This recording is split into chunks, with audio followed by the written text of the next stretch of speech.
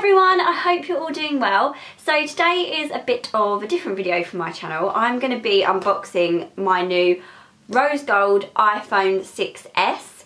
I've never done a gadget unboxing on my channel before, so hopefully you enjoy it, and hopefully if it's not something that you're interested in, you wouldn't have clicked on the video because the title is very obvious. So yeah, I'm gonna open this up, show you what the rose gold version looks like, and then I think I'm gonna like go and set it up and everything, and then show you some of the new features, because that is the kind of thing that I would want to see if I was looking at purchasing this phone. Just want to do a quick little disclaimer. I'm not trying to show off that I've got a new phone or anything like that.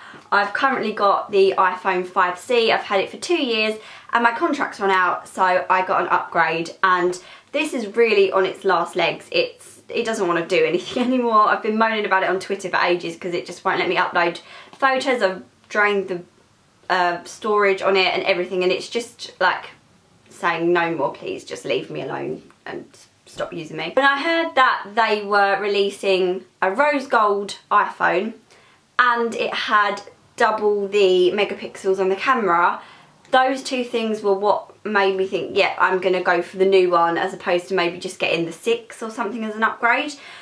Probably maybe not the best reasons to buy a phone because of the colour of it, but I am a girl and I do like pretty things, and I would literally buy anything in rose gold. I'd probably buy a pencil sharpener if it was rose gold. So let's open up the box. I'm not going to do this technically with a little scalpel like in all of the gadget unboxings, because I'm just not cool like that, you know.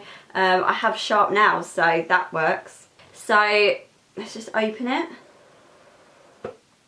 Now, I'm not going to look at the colour for a second, because from the pictures that I've seen, it's a lot more pink than rose gold, which is a bit disappointing, because if they'd brought out like a bright pink iPhone, I wouldn't have got it. I would have just gone for the gold. I don't want a bright pink phone, but it's called rose gold, so how could I not have gone for this option? I think it's going to be pinker than I'd like, but that's okay. I can deal with that. So that's what it looks like, and let's have a look at the colour. Oh, it's actually really pretty. Okay, so that's the colour of it. It's not as in your face as I thought it was going to be, but also it's not rose gold. I mean, my watch is rose gold. Obviously it's a phone and not a piece of jewellery, so it's going to be different, but it's a lot more pink than rose gold. I'm used to having a 5C room, so I'm quite behind. So the on-off button is now on the side, which I'm not used to, so that's going to be really weird for a little while to get used to that. And then same as before, volume buttons are on this side, and the silence little switch thing is there. What I love about this is that the front of it's white as well, and my one was black before, and I just like the look of that one better. Size wise, these ones were quite small anyway, but it's a fair bit bigger. It's thinner, which is good, and it's wider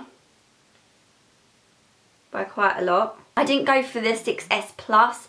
I think they look amazing, but if I ever want to put my phone in my pocket or in a small bag, if I'm going out somewhere and I'm just taking like a little clutch bag for an evening out, it would really annoy me having a phone that size, and I kind of think that's what iPads and things are for, so I decided to stick with the normal-ish size phone. I'm sure if you've ever bought an iPhone before, you'll know, but I'll just go through the little box. You get the little headphones with the volume control on, which I think are really nice. And then you get obviously a new USB charger thingamajig, like that.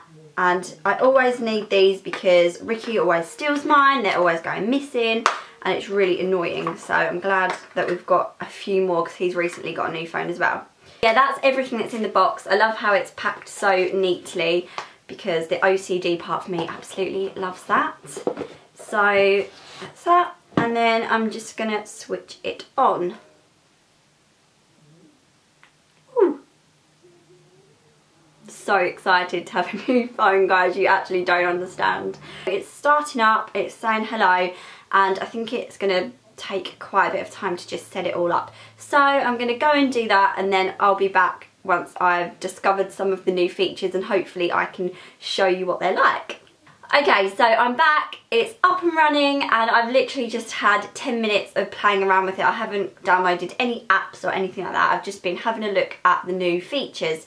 So a couple of things that I knew this phone did, which are pretty cool, but they take a little while to get used to. First of all, there's this thing called live photos. So what you basically do is you take a picture like normal, and say I just take a selfie, a really bad selfie. I've taken a selfie, I do look a little bit insane in it, but basically there's the 3D touch. So if you hold it down quite firmly, the picture moves, and it records a really short bit of video before you press like to take the picture and after, so you have the video.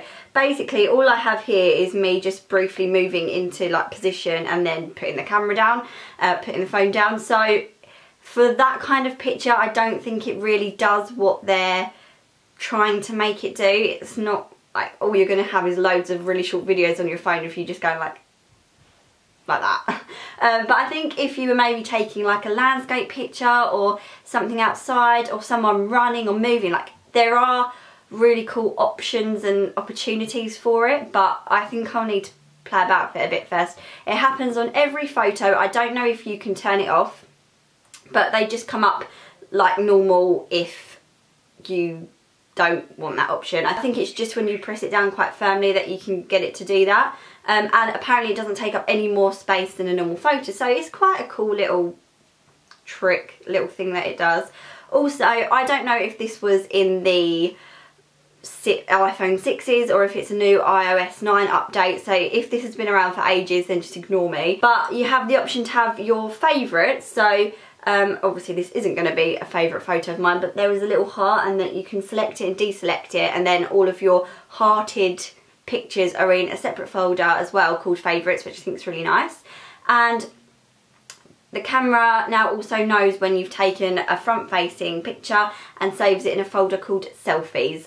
So all of your selfies, you can just have a look through all of them all in the same place. The camera on it is looking really good, and obviously as a YouTuber, someone that likes to take a lot of Instagram photos and obviously family photos and everything, the camera feature is quite important to me. Now it's quite dark because it's getting later, so I can't say how much more amazing I think the camera is, but just looking at it there it looks really good. But I think I'd need to compare it to the old one, and obviously I've taken the SIM card out of this so I can't.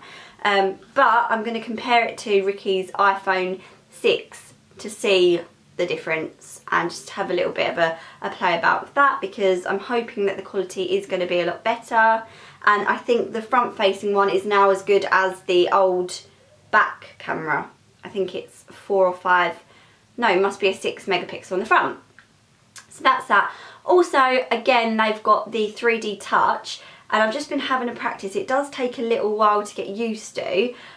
Basically, you hold down quite hard one of your little symbols on your home screen, and say it's the camera again.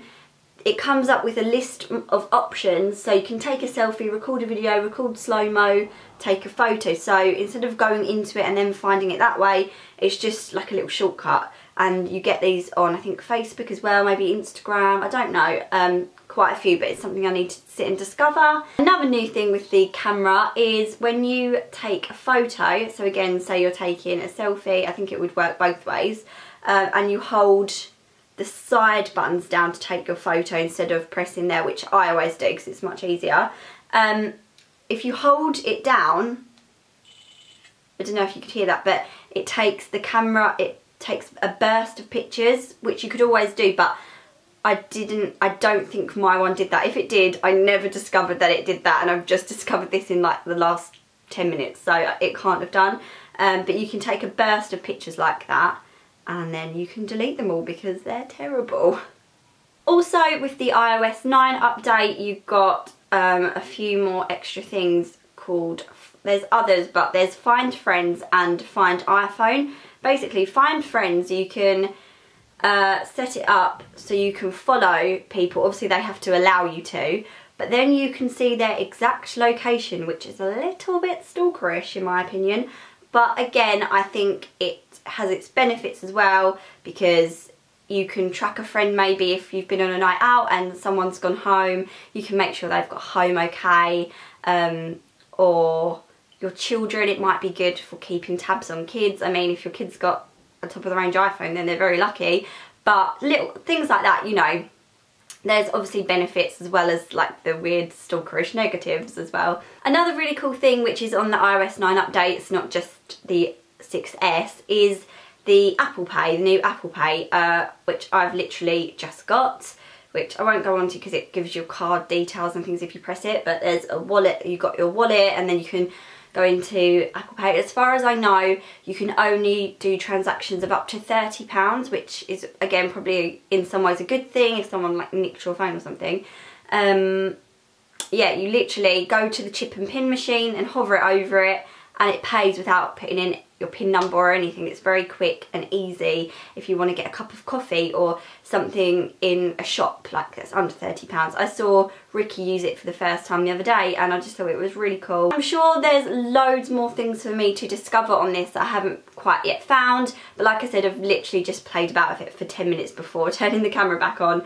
And I'm excited to download all of my apps and the things I like to use and my photo editing stuff, Instagram, social media, everything like that onto it. So at some point, if you'd like to see an updated what's on my iPhone 6S, let me know and I can do that, and I can show you what I use for Instagram pictures and all of that stuff.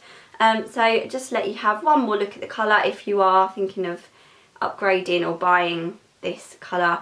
I really like it. I'm so excited I've got a new phone more than anything. So that's about everything. I'm sorry if this was quite a random little Sunday video for you, but I thought some of you might enjoy it if you're thinking of getting a new phone. I also just wanted to really quickly say that the autumn dolly box only has a few more days left to order. That's if they don't run out of stock before then. We're shipping them all and sending them all out on the 1st of October. And I really love this one.